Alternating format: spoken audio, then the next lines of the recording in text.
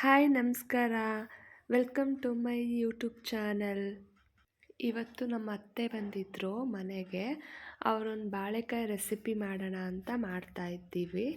ಇದು ನಿಮಗೆ ಬೇಳೆ ಸಾಂಬಾರು ಜೊತೆ ಅಥವಾ ಚಪಾತಿ ಜೊತೆ, ರಸಮ್ ಜೊತೆ ಯಾವುದ್ರ ಜೊತೆ ಬೇಕಾದರೂ ತಿನ್ಬೋದು. ತುಂಬ ಚೆನ್ನಾಗಿರುತ್ತೆ, ಸೈಡ್ ಡಿಶ್ ಥರ. ಇದಕ್ಕೆ ನಾವು 1 ಕಪ್ ಮೊಸರು ಹಾಕ್ಕೊಂಡಿದ್ದೀವಿ. 1 ಕಪ್ ಮೊಸರು ಹಾಕ್ಕೊಂಡು ಸ್ವಲ್ಪ ಬಾಳೆಕಾಯಿನ ಮ್ಯಾರಿನೇಟ್ ಮಾಡ್ಕೋಬೇಕು. ಒಂದು 10 ಮಿನಿಟ್ಸ್ ಮ್ಯಾರಿನೇಟ್ ಮಾಡಿಕೊಂಡ್ರೆ ಸಾಕು. ಮೊಸರಿಗೆ ಏನೇನು ಹಾಕಬೇಕು ಅಂತ ಇವಾಗ ತೋರಿಸ್ತೀನಿ ನೋಡಿ. ಮೊಸರು ಹಾಕ್ಕೊಂಡು 1 ಕಪ್ಗೆ ನಾವು ಅದಕ್ಕೆ ಶುಂಠಿ ಬೆಳ್ಳುಳ್ಳಿ ಪೇಸ್ಟ್ ಹಾಕಬೇಕು. ಶುಂಠಿ ಬೆಳ್ಳುಳ್ಳಿ ಪೇಸ್ಟ್ ಹಾಕಿ ಸ್ವಲ್ಪ ಎಷ್ಟು ರುಚಿಗೆ ಎಷ್ಟು ಬೇಕು ಉಪ್ಪು ಅಷ್ಟು ಉಪ್ಪು ಹಾಕಬೇಕು. ನಾವು ಸ್ವಲ್ಪ ಕಡಿಮೆನೇ ಹಾಕಿದ್ದು, ಆಮೇಲೆ ಬೇಕಾದ್ರೆ ನೋಡ್ಕೊಂಡು ಹಾಕೋಣ ಅಂತ. ಇವಾಗ ಇದನ್ನೆಲ್ಲ ಚೆನ್ನಾಗಿ ಮಿಕ್ಸ್ ಮಾಡಬೇಕು. ಇದಕ್ಕೆ ಅಚ್ಚ ಖಾರದ ಪುಡಿ ಹಾಕಿ, ಅರಿಶಿಣದ ಪುಡಿ ಹಾಕಿ ಮಿಕ್ಸ್ ಮಾಡಬೇಕು. ಒಂದು 3 ಸ್ಪೂನ್ ಅಚ್ಚ ಖಾರದ ಪುಡಿ ಹಾಕ್ತಿದ್ದೀವಿ. ನಿಮಗೆ ಖಾರ ಎಷ್ಟು ಬೇಕೋ ಅಷ್ಟು ಖಾರದ ಪುಡಿ ಹಾಕೋಬಹುದು. ಇದಕ್ಕೆ ನಾವು ಒಂದು 3 ಸ್ಪೂನ್ ಖಾರದ ಪುಡಿ ಹಾಕ್ತಾಯಿದ್ದೀವಿ, ಅಂದರೆ chilli powder, red chilli powder. ನೀವು ಇನ್ನೂ ಬ್ಯಾಡಗಿ ಮೆಣಸಿನ ಪೌಡರ್ ಹಾಕಿದ್ರೆ ಇನ್ನೂ ಚೆನ್ನಾಗಿ ಕಲರ್ ಬರುತ್ತೆ. ನಾವು ಇಲ್ಲಿ ನಾರ್ಮಲ್ ಹಾಕ್ತಾಯಿದ್ದೀವಿ. ಅದಾದಮೇಲೆ ಅರಿಶಿಣದ ಪುಡಿ ಹಾಕಿದ್ದೀವಿ, 1/4 ಚಮಚ ಹಾಕಿದ್ದನ್ನ ಮಿಕ್ಸ್ ಮಾಡ್ತಾಯಿದ್ದೀವಿ. ಈ ರೆಸಿಪಿ ತುಂಬ ಈಸಿ. ನಿಮಗೆ ಬರೀ ಬೇಳೆ ಸಾಂಬಾರು, ಅನ್ನ, ರೈಸ್ ಜೊತೆ ತಿನ್ನಬೇಕಂದ್ರೆ ಇದು ತುಂಬ ಚೆನ್ನಾಗಿರುತ್ತೆ. ಮತ್ತು ಚಪಾತಿ ಆಗಲಿ, ರೊಟ್ಟಿ ಆಗಲಿ ಅದ್ರ ಜೊತೆಗೂ ಚೆನ್ನಾಗಿರುತ್ತೆ.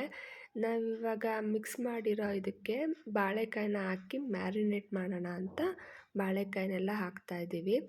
ಏನು 5 ಮಿನಿಟ್ಸ್ ಅಥವಾ 10 ಮಿನಿಟ್ಸ್ ಮ್ಯಾರಿನೇಟ್ ಮಾಡಿದ್ರೆ ಸಾಕು.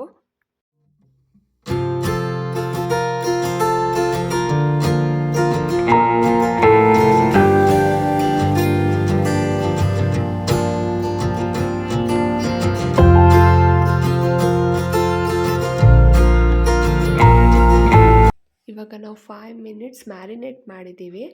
ಇವಾಗ ಸ್ಟವ್ ಹಚ್ಕೊಂಡು ಒಗ್ಗರಣೆ ಹಾಕೋಕ್ಕೆ ರೆಡಿ ಮಾಡ್ಕೊತಾ ಇದ್ದೀವಿ. ಇದಕ್ಕೆ ಸ್ವಲ್ಪ ಆಯಿಲ್ 4ರಿಂದ 5 ಸ್ಪೂನ್ ಬೇಕಾಗತ್ತೆ. ಇದಕ್ಕೆ ಜಾಸ್ತಿ ನೀರು ಹಾಕಲ್ಲ ನಾವು, ಸ್ವಲ್ಪ ನೀರು ಹಾಕ್ತೀವಿ ಅದು ಕುಕ್ ಆಗಲಿ ಅಂತ. ಅದಕ್ಕೋಸ್ಕರ ಸ್ವಲ್ಪ ಆಯಿಲ್ ಜಾಸ್ತಿ ಹಾಕಬೇಕಾಗತ್ತೆ. ಇಲ್ಲಿ ಆಯಿಲ್ ಹಾಕೋತಾ ಇದ್ದೀವಿ.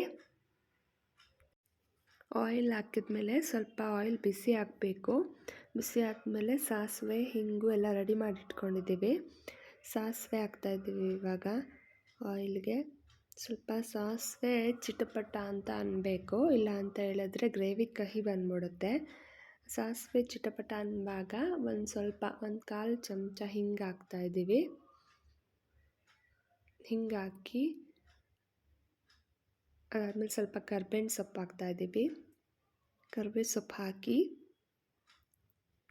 ಕರ್ಬೇವಿನ ಸೊಪ್ಪೆಲ್ಲ ಸ್ವಲ್ಪ ಅದು ಬಾಡಿಸ್ಕೋಬೇಕು. ಯಾಕಂತೇಳಿದ್ರೆ ಅದು ಫ್ಲೇವರ್ ಬಿಡಬೇಕಲ್ಲ, ಫ್ಲೇವರ್ ಬಿಡುತ್ತೆ, ನಿಮ್ಗೆ ಗೊತ್ತಾಗುತ್ತೆ. ಅದ ತಕ್ಷಣ ನೀವು ಬಾಳೆಕಾಯಿ ನಾವು ಮ್ಯಾರಿನೇಟ್ ಮಾಡಿದ್ವಲ್ಲ, ಆ ಬಾಳೆಕಾಯಿನೆಲ್ಲ ಎಣ್ಣೆಗೆ ಹಾಕಿ ಚೆನ್ನಾಗಿ ಫ್ರೈ ಮಾಡ್ಕೋಬೇಕು.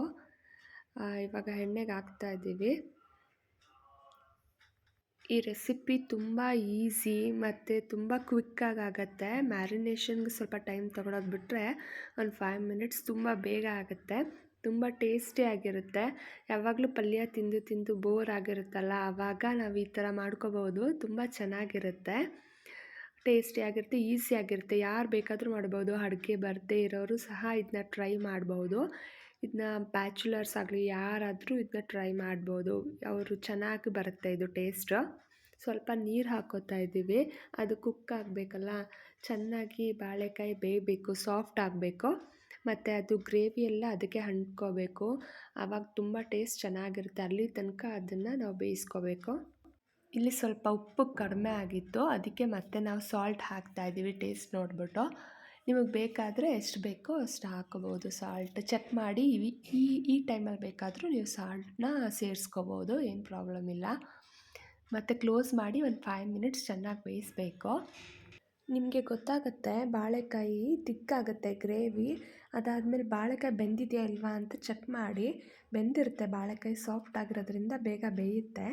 ನಾನಿಲ್ಲಿ ಎಲ್ಲ ಗ್ರೇವಿ ಎಲ್ಲ ಆಯಿತು, ಇನ್ನೂ ಅದು ತಣ್ಣಗಾದರೆ ಸ್ವಲ್ಪ ತಿಕ್ಕಾಗುತ್ತೆ ಗ್ರೇವಿ ಅಂತ ಹೇಳಿ ನಾನು ಆಫ್ ಮಾಡಿದೆ. ಮತ್ತು ಇದನ್ನ ಸರ್ವ್ ಮಾಡೋಣ ಅಂತ ಒಂದು ಬೌಲ್ಗೆ ಶಿಫ್ಟ್ ಮಾಡ್ತಾಯಿದ್ದೀವಿ. ನಾವು ಇದನ್ನು ಪುಳಿಯೋಗರೆ ಜೊತೆ ಕಾಂಬಿನೇಷನ್ ಮಾಡಿಕೊಂಡು ತಿಂದ್ವಿ, ತುಂಬ ಚೆನ್ನಾಗಿತ್ತು. ನೀವು ಒಂದ್ಸಲಿ ಟ್ರೈ ಮಾಡಿ, ರೆಸಿಪಿ ತುಂಬ ಟೇಸ್ಟಿಯಾಗಿತ್ತು. ನನ್ನ ವಿಡಿಯೋ ಇಷ್ಟ ಆದರೆ ಲೈಕ್ ಮಾಡಿ, ಶೇರ್ ಮಾಡಿ, ಕಮೆಂಟ್ಸ್ ಮಾಡಿ. Thank you.